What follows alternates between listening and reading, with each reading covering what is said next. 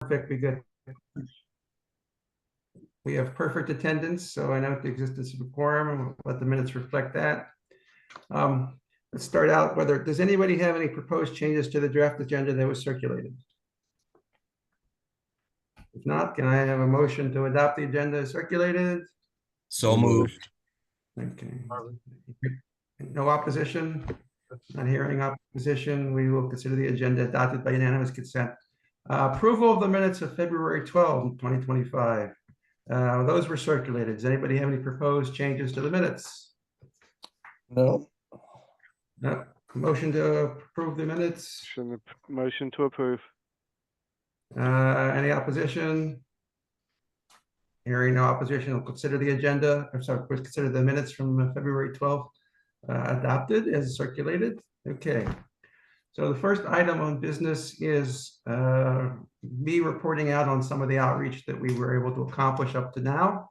I think I mentioned the last 2 minutes that I had been contacted by the Citizens Advisory Boards in 2 of our regions, the Up County and Mid County Citizens Advisory Boards.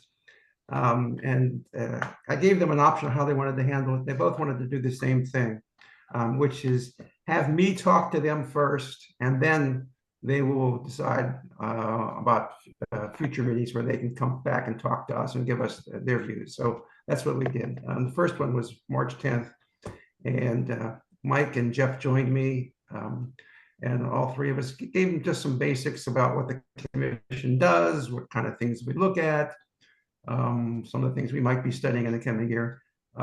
We didn't get much in the way of feedback or views from them. It really was just us letting them know what we do. And then I had a meeting on March 20th with the other Citizens Advisory Board in the Mid-County. And it went pretty much the same way with me, just letting them know what we were here. And then what I asked them is that to take some time to consider, issues around the county and what was important to them. And then we could schedule another time when they would be able to give us feedback on either things they wanted us to look at or study, ideas we had, or input from them on the issues we've already chosen to study, or on specific charter amendment proposals. And I suggested to them they had some time, that if they would get back to us on things that are important to them or things they want to study, they had several months. They could get back to us by the end of the summer or early fall, and we would have time still to look at those issues. So in the meantime, I was contacted in the last 2 days by the other 3 Citizens Advisory Boards who pretty much want to do the same thing. So we will try to set those up sometime, hopefully between now and Memorial Day, so that we've got all 5 of the Citizens Advisory Boards covered, and so that we've got all 5 regions of our county covered. So, and the regional directors themselves have been very helpful in that process, in terms of getting the Citizens Advisory Boards to contact us and be in touch. So I think that's promising, that we'll have input from all areas of the county, at least at some point. Anybody have any questions about that? Okay, good. So this was the time I devoted. I was going to turn it over first to Mike to tell us where things stand or what they want to do next with respect to the special taxing districts issue that his work group is studying. Mike, this is your time.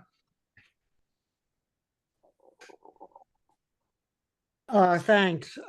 Actually, I have very little to report as changes from last time. I think we're waiting on the council president to appear next month. So no action, no change.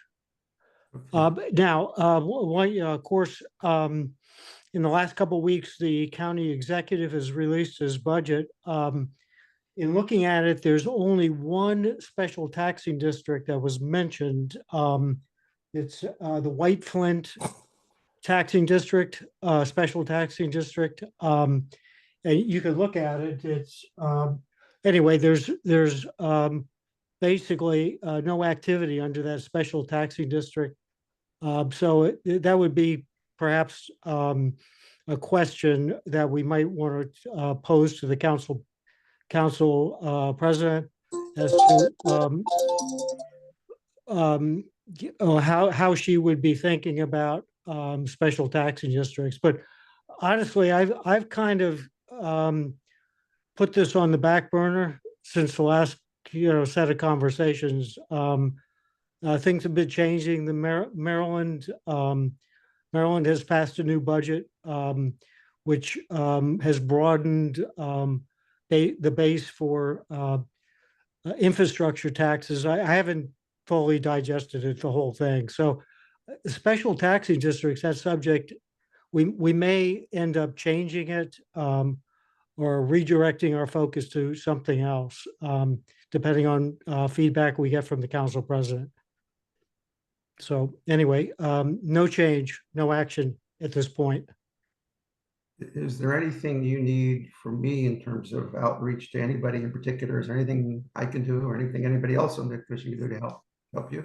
Well, I see that Dale is, maybe at the end of the conversation, end of the commission meeting today, or maybe perhaps during, we can get a little bit of feedback from Dale as to whether this is something that the county executive might want us to pursue as a commission. Some feedback, but I haven't received any feedback, and Jim, I don't suppose you've gotten any indication as to whether the budget executives, budget officials have time or the inclination to meet with us. No, I don't, but I'm going to ask Dale if he's still on. I don't see everybody on the screen all at once here. And I don't see him on the screen. Oh, there he is.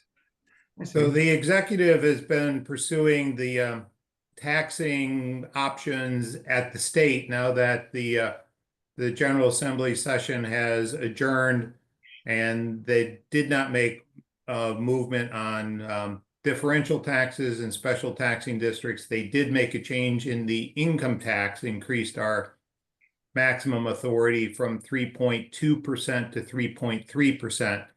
That was the tax change at the state level. So why don't we connect afterwards, and I'll try and get a catch up with you on where the executive is at with his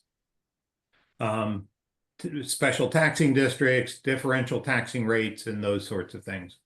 Okay, great. Thank you. Okay. Thank you. Okay. All right, excellent. If you don't have anything else, Mike or Dale, we will move on to the next topic, which is Jeff's budget reserves. Jeff, this is your time. Do you have anything you want to report? No, I think I'm waiting for somebody who's a budget guru from the county to talk with me or us about how they come up with their numbers and what they think about codifying it. And I thought that's where we left off the last time we met. Okay. And is there some way we can help you expedite that? Is there, do you have the names of some of I the don't. things That's you what I need was. then? That's what I was thought we were kind of waiting on the county to get to us. So I guess the Now question now I that have- the tax, or now that our budget folks are up with the budget presented to the council, Jeff, let me get you contacts. Please, what information, what subjects do you need? So what we're talking about is that even though there's a 5% number in the charter Now I'm on caught the up. reserves, yeah, Okay, that they're going to 10, which is good, but the question is, how are they doing it? And more importantly, what do they think about us actually trying to make it like, that there'd be 10%, but depending on financial circumstances, maybe it can go lower, or whatever arrangements make sense from a codification standpoint. Because the way it's codified right now, we're kind of not following that. So okay. But I had a small discussion about this, but I'll get the folks who know it best. But kind of have two pots of money for reserves. We have the 5% pot, and then we have, and there's a name for it, which is you can only go into it for really super dire straits. And that's the difference between 5 and the 11.3 that the executive, or 10%. Right. And the below the 5% one, you can dip into, like we dip into it for snow. We don't know how much snow there's going to be. We have more snow than what we had budgeted for. There you can go into that reserve.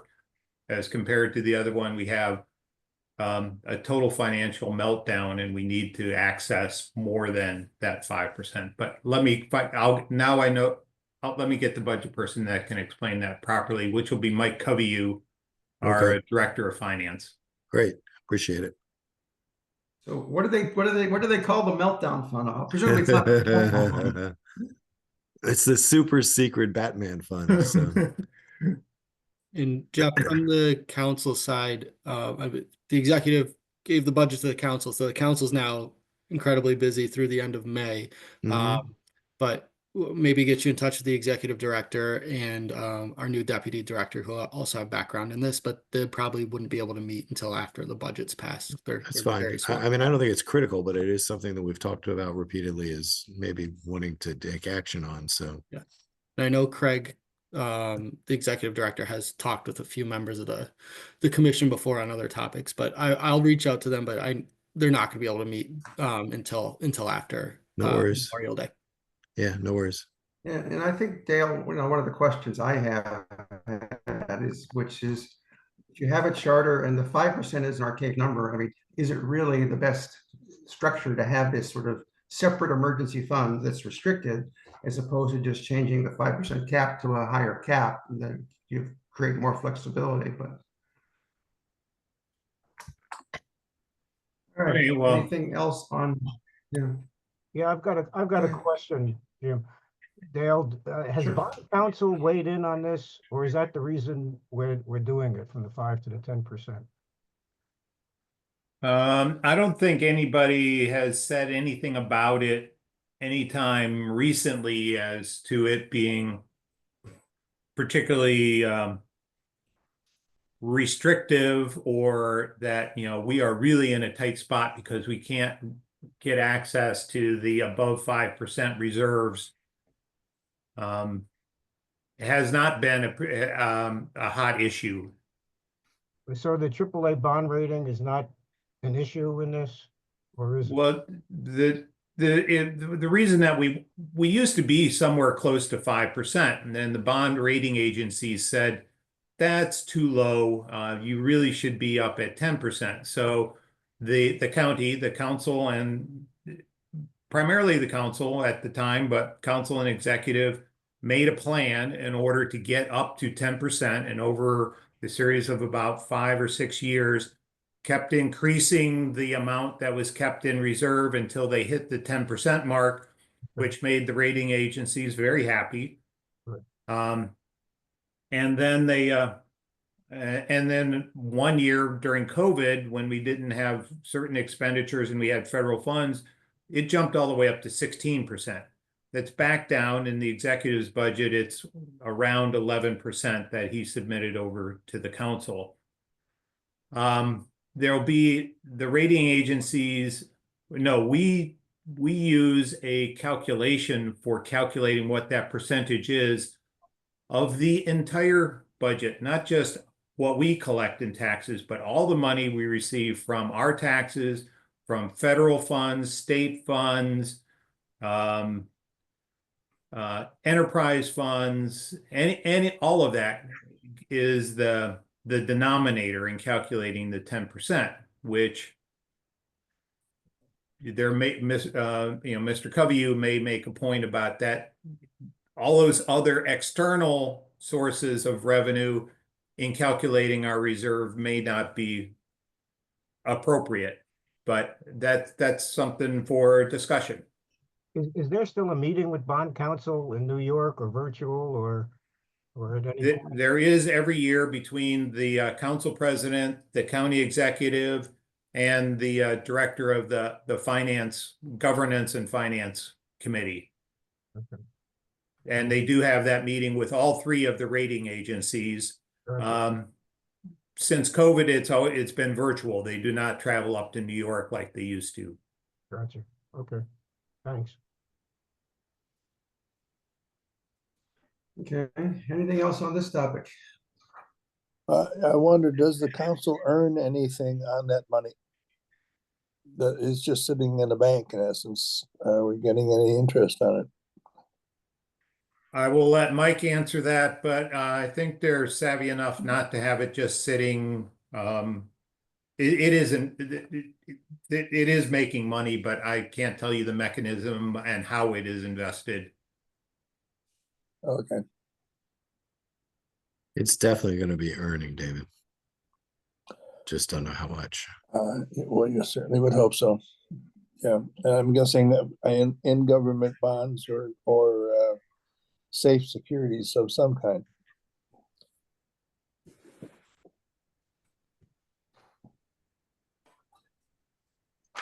All right, going once, going twice on this topic. Anybody have anything else? Okay, move on to our next topic. So these are some topics that have been raised either in the public domain or have been raised with me by folks who wanted to sort of comment or question in an informal, as Stephen said, they haven't submitted written comments, but they have phoned people who have ended up calling me and saying, what about this, what about it? So I'm going to present them, but I think it's fair if they raise it with me. It's fair for me to raise it with y'all and see if anything draws interest in studying the topics further. But I will kind of give you my point of view as we go along here, and then we can have a discussion. I think the first one's probably the one you all know about because you've read about it recently, and I circulated some of the news items, and that's the latest petition, citizens petition for a charter amendment. They would go to county budgets. And it would essentially be a hard cap on county spending. It's being circulated by a committee that's been formed by the same fellow who circulated the term limit amendment during the last election cycle. And that's his name's Reardon Sullivan. From what I've read, he has not finalized the text on his petition, so it hasn't been submitted officially to the Board of Elections for approval, and that he expects to do that sometime later this month. And so the draft I circulated to you as an attachment to our agenda is just that, it's a draft. I got it off of the website that his ballot petition committee has already put up. So that's what he's got, but that's not what the Board of Elections has yet seen or approved. So, and the pre-approval process is to make sure they don't have a problem with the wording after he's already got his signatures. It gives him some assurance that the Board of Elections will be okay with that wording when the signatures go on it. So they have a long time to circulate those petitions before they have to submit them to for signature counts. Over a year. I don't think they start submitting the signatures until May of next year. So they've got 13 or so months to do that. It's a long time. I don't know if folks have had a chance to look at it, but the way I describe it is basically saying that the county, it doesn't matter what the tax revenue is, it doesn't matter what the tax rates are. The county will only be allowed to have, with the exception of a cost of living and inflationary adjustment. And even then, the adjustment for inflationary reasons has to be considered justified by some sort of bona fide emergency. And I don't know that they're where they plan to define the term emergency, but it is pretty restrictive to say the county's budget can't get any larger. I suspect they know how our public officials like to speculate. So I bring this to you not because I expect us to weigh in on that and express an opinion on it at this point. I think it's far too early. I think that there will come a time when our public officials will state their positions and make public statements. And we will invite council members and the county executive to address us directly or through their representatives if we choose to do that. So we will have them present their point of views, and that will be a time for us when their positions are out to have a discussion with them about that. For now, I was hoping that we would at least just get a sense of this group that we agree that this is an appropriate topic for the commission to take up. And the only reason I ask that is because obviously it's a charter amendment, but it's not one the council will be able to vote up or down on it. If they get the signatures, it goes on the ballot. The council doesn't get to approve it or reject it. And so we would technically be reporting to the council on our views, but it would be more or less a report to the public on our views because it would not be for council action. And we essentially did that with the term limits question last year. But we had a twist on it, which is we did have an ask of the council because we had an alternative. In this one, it's not clear whether we would have an ask of the council as an alternative or not. But I think the first thing I wanted to start with was just getting a consensus on this group that it is a topic you think that this commission should study and weigh in on it when the time is right. And I would expect that to be not this year. I would expect it probably wouldn't be until January or later, because I don't expect that our public officials will weigh in on it early. That they'll probably wait to see whether or not it gathers any steam or whether they collect any signatures to see how it progresses before they do that. But who knows? I could be wrong. I'll open it up to the floor for comments. Jim, did you say that this has been proposed at least once before and didn't go anywhere? Oh, different iterations. Some of our local activists on these kinds of issues, we've had various petitions. There have been petitions on tax rates, on revenue. I don't remember that we've actually had one on spending. The ones on spending have been based on how many votes you need to override it, whether you need unanimous consent or whatever. But maybe Dale knows the answer. I don't know if we've ever had one quite like this, quite so restrictive. I mean, the charter amendment that we just came out of, which now sets a limit on the tax rate. The previous one was that the council can spend no more than it did the previous year, plus the can raise Right.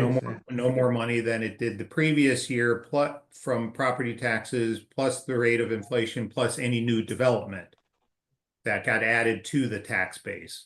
So there may be some legal.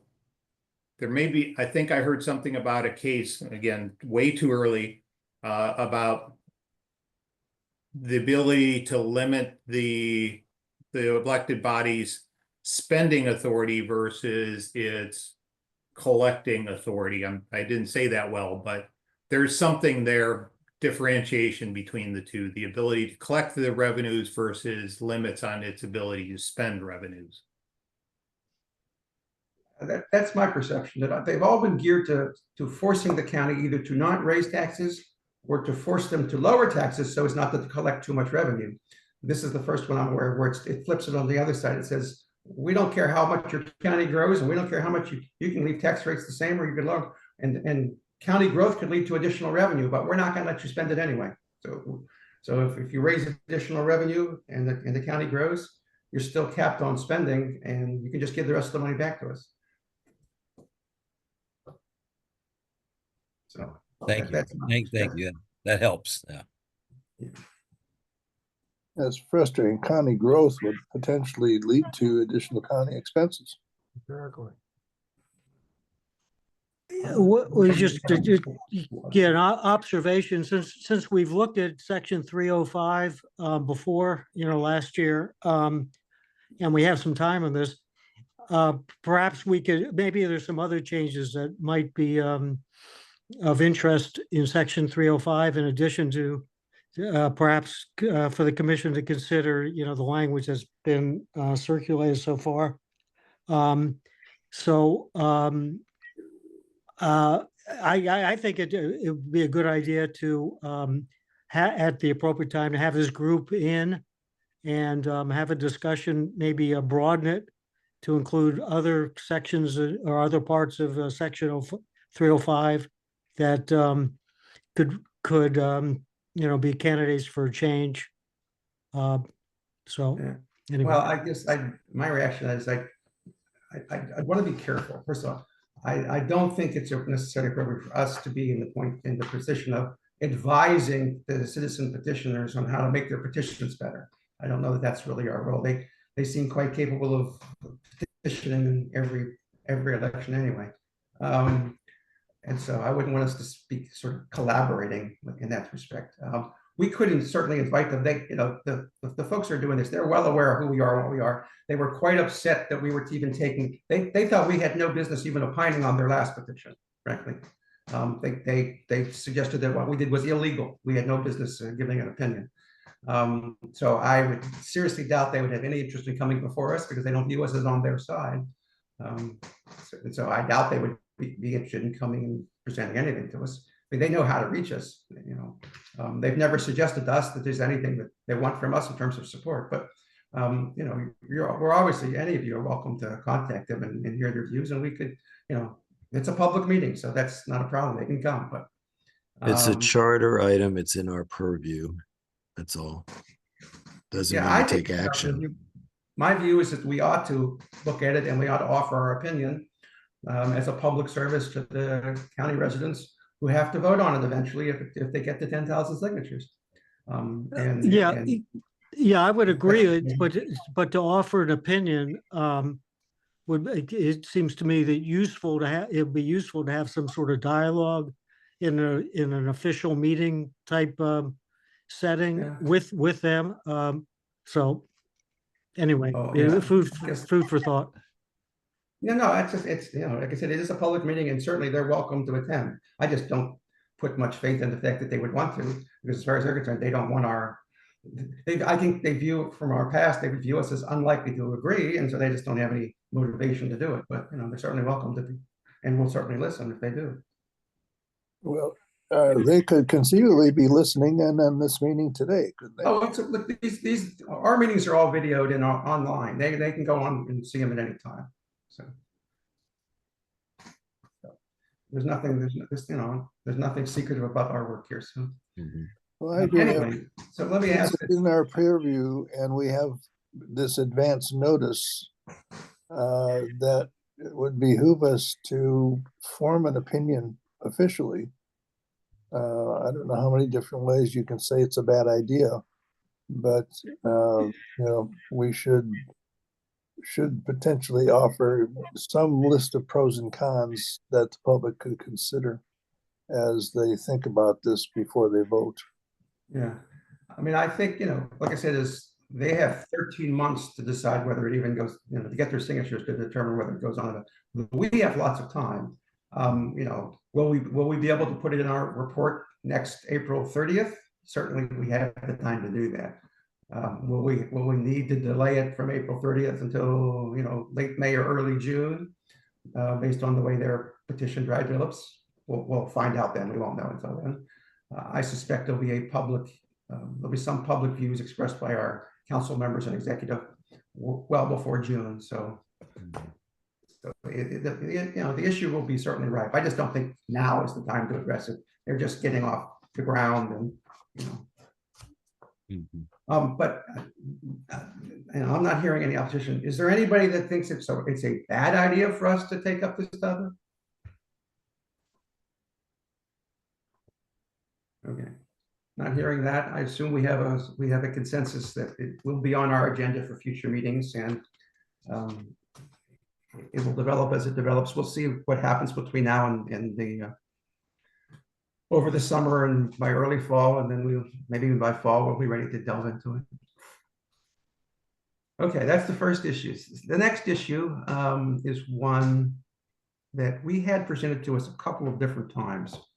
In last year, or was the year before, we had it in a comment letter from the County Tax League, and then I think that the same fellow testified in front of us when we had our listening session, and that's that the County Tax League would like us to consider a charter amendment that would require that properties that are tear downs and complete rebuilds be taxed the same way, assessed, I should say, the same way that new construction is assessed, rather than have it wait until it's regular every 3-year assessment reassessment comes up, so that the taxes on the new construction and taxes on the tear downs would be sooner, and so that they would be reassessed sooner. And that does involve the State Department of Assessments and Taxation.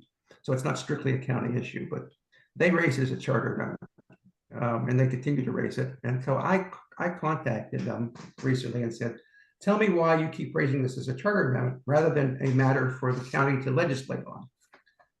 Because if the county wants to assess property differently, there's nothing in the, I couldn't find anything in the charter that suggested that they couldn't assess these properties as new construction if that's the way they wanted to go from a legislative standpoint. Although I do understand there might be some practical difficulties implementing that if the State Department of Assessments didn't want to do it that way, or they couldn't do it that way. And so I said, tell me why it's a charter amendment. And I got an answer. But the answer suggested that, that it was a good answer when they first gave it back in 2018 or 2019, that it's no longer true. And so at some point, I'm going to turn this over to our staff counsel. But my understanding of it is, prior to 2020, the county charter had this cap on revenue, not a cap on tax rates, but a cap on revenue. And as a result, it had to determine what the cap was based on, what the denominator was. And in doing that, they had to figure out, which things counted and which things didn't count. And so what it said is the revenue cap was based on a percentage of the last year's revenue. But for purposes of doing the calculation, they could adjust it for inflation, and they could adjust it based on new construction. And so that if you had new construction, you could collect revenue from the new construction. It wouldn't get counted towards your cap. So there was a reference specifically in the charter to new construction. And I think what the tax league was told was that they would be unable to have a change that would start treating some properties like tear downs as new construction, unless you had a charter amendment, because it would change the whole formula for, you start including more properties in new construction, you start raising your cap in a way that wasn't anticipated when they wrote the revenue cap. So that they said, you just can't start just treating everything as new construction. You'd have to change the charter to make sure that was allowed. In 2020, we amended our charter so that the revenue cap is gone. The reference to new construction is gone. So there's no longer any formula or cap that would be affected. And there's no reference in the charter to new construction at all. And so my understanding is if you wanted to do this now, it would not be a charter amendment. It would strictly be council legislation. And so it would not be anything we would have to weigh in on. It's just something the council could do. When I suggested that to the tax league, I did not get any response. And I thought I would give our council attorneys here an opportunity, if they wanted to suggest to us that they know better or they know legally that that's not true, to let us know. I mean, that's sort of where I left it, which is, I don't think this is a charter amendment at this point. I don't think a charter amendment is necessary. If the county tax league wants to pursue it, they should pursue it with the council directly, not with the charter commission. So Christine, this is a chance I'll give you to weigh in. Do you know anything on this topic that would be helpful? Are you able to hear me okay? Yes. Yeah. Okay, great. So my understanding, depending on precisely what they're trying to do, if they want to change the schedule of assessments, I believe they would need a state law change for that, but I might not be understanding the issue quite right, because as you mentioned, if it has a relation to the prior revenue cap, then yeah, it seems like it's probably obsolete. There are some ways that new construction and tear downs are treated with respect to impact taxes, and that could be addressed through council legislation. There's the timing of the assessments that could be addressed through state legislation. And then, as you said, the revenue cap is no longer there. So like, based on what I'm hearing, I don't think there's a charter amendment to be had there.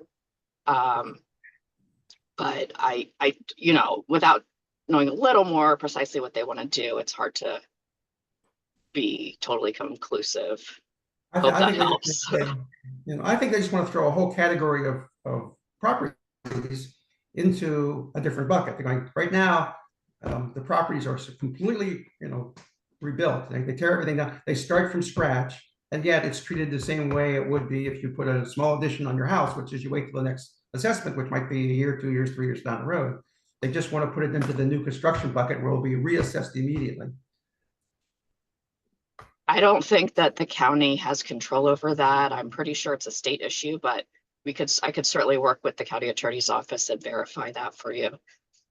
Okay, because my goal is to put the issue to bed, which is they've raised it several times and we haven't addressed it. And it's just, if it's a non-issue, then we should just say, we looked at it, it's a non-issue and we're done. They don't have to keep coming back to every charter commission every 2 years and keep suggesting the same thing. It's one of those things like I think we owed them we owed them to look at it to figure out whether or not it made sense or didn't. And if it's not legal or it's not a charter amendment, we should just say so and be done with it. So Okay, happy to follow up. They could still lobby the council to try to make it get the council to change it, or lobby the state legislature if they wish to get it changed. Exactly. But it's I just don't think they're aware of the changing landscape, that it may have been a valid charter issue trying to deal with the words new construction and charter at one point, but it just isn't any longer. right. Okay, anybody have any other comments on that topic? Okay, the last topic. Now, this was raised by somebody who it's not clear to me they wanted their name to be used or that they wanted it to be in public, so I won't identify them, but it was raised with me through the Democratic Party and my relationships there. And so I thought, let's just put it on the agenda. Let's just go through it real quickly. I'll give my take on it. And then again, it's one of those things like, if it's raised with us, I think we have an obligation to at least bring it up, and whether we do anything with it or not, it's up to us. But I thought it was fair to put it on the agenda. So this person felt strongly that we ought to be allowing our residents who are 16, 17 years old, below the age of 18, to vote in school board elections because they are impacted by the school board. And we do have a student member of the school board who is below 18. I don't know where that comes from, whether it's law or charter, but I think it's been an informal practice of our school board, and then it somehow got into law. The student member of the school board is elected not by the voters, but it's elected by all of the high school students have a vote. In fact, our current president of our current board of elections was the very first student school board member, going way back in the 70s or 80s. So this person said we really ought to be allowing our 16 and 17-year-olds to vote, not just for the student member of the school board, but for the other members of the school board as well. So I took a really quick look at the Maryland Constitution and the Maryland election law. And what we apparently do in Maryland, and apparently it was a little convoluted and there were some lawsuits over this, but apparently the end result is in Maryland, we allow 17-year-olds to vote in the primary, both for contested contests and for school board, if they will turn 18 by the date of the general election. So that if they will be 18 and able to vote in November at the general, then we allow them to vote in the party primary that year, even though they're only 17, and we allow them to vote for school board elections, which is a nonpartisan race that year.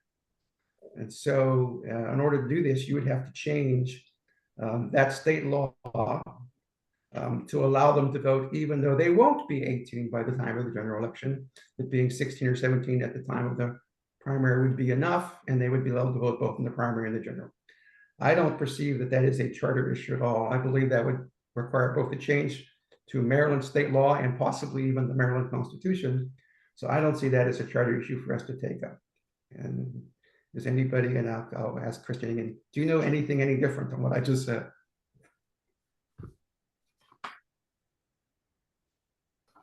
And you're on mute, Christine. I agree with you 100%. Okay, thank you. And I've entertained this guy. It's an interesting topic. I've heard it come up in other contexts that were, so I guess we have some of our municipal elections in Germantown and Gaithersburg. We have municipalities that allow some voting on a slightly more liberal basis. I think there was a referendum in Gaithersburg's municipal elections last, they just did a sort of a popularity test to see if it was popular, allowing 16 and 17-year-olds to vote in the municipal elections. Apparently it wasn't so popular. It didn't get supported by a majority, but there have been some discussions in other places about, lowering the voting age for certain specific reasons. So Yeah, anybody Jim, want to? Go ahead. yeah, I live in Gaithersburg, so I'm aware of that proposal was put out, and you're absolutely right. There really was little interest in promoting that and making that as part of the law. Can I ask another question? My understanding, the school board, the student member of the school board does not have the ability to vote on items that that the regular members vote on. Is that correct? I'm not sure I'm qualified to answer. I know they do vote on certain things. I think there may be some restrictions on whether I'm not sure whether their vote always counts or only counts on certain types of things, or whether or not they're allowed to break ties. I'm not sure, but I do know they participate very, very actively. They can participate in just about everything except for personnel matters. Okay, that would make sense. Yeah. And So you the- may wish to look to the city of Tacoma Park, which do allow residents under the age of 18 to vote in their municipal election. And is that for both the primary and the general, or is it just the primary? Um, Do they have to be 18 at the general? I don't, no, this is, it's all municipal elections, and I don't know if is Tacoma Park. I'd have to look, but I do know that if you're under 18, you can vote in Tacoma Park on the local elections. Right, for the municipals, they're nonpartisan. They don't have a primary, right? They just have a general. I think so. I don't think there was a, I don't recall when. Now, I haven't followed Tacoma Park's race. Okay, so like I said, I don't see any possibility that would be an appropriate charter issue. There's nothing the government could do about the voting on county elections. All right, before I go to staff comments on anything, anything else any members want to discuss? Is there anything, any lingering issues, any questions, comments, anything? in any progress on additional members of this body? Oh, well, that's a good question for Mr. Tibbetts. Not at the moment. It's the other thing is there might have originally when it was posted, there was a deadline. And then I think, Dale, it was reposted. It's an open call, right? There's no deadline. It's open. People can apply at any time without, right? That's correct. Okay, Open until filled. which is a good thing. All right, staff time. Does staff have anything they want to share or discuss? I don't have any particular updates. I'll keep monitoring the charter review box to see if anything comes in. But as I said, before the meeting started, nothing's come in from the public at this point. And if you have reimbursements, I know we haven't had in-person meetings for a little bit, but if you have any old ones, please send them my way. As the fiscal year is going to end in not too long, so I want to make sure everything from the last year has been processed. And if you're not sure if you've sent it, send it to me again. I have records of everything and I can check. And if you're unclear about which meetings we had in person or which meetings we went by Zoom, we're not eligible. They're all posted on our commission webpage. The minutes of each meeting are there, and it'll tell us whether it was Zoom only. And I think it's been January, February, and April meetings have all been Zoom only. So for reimbursements, you're going back December backwards, right? All right. So not hearing any other comments or suggestions, I'm going to suggest we might have reached our adjournment time. Motion to adjourn? Motion to adjourn. Okay. I'll second that. So, okay, not hearing any objections, we will stand adjourned and look forward to seeing you next month, at least some of you in person, hopefully. Mhm. Thank you. Thank you. Thank you. Hopefully you, yeah. Yeah, Yeah, I hope I do so too. Mhm. Feel good. yeah, feel good. Get well soon. Get better, yeah. Thank you.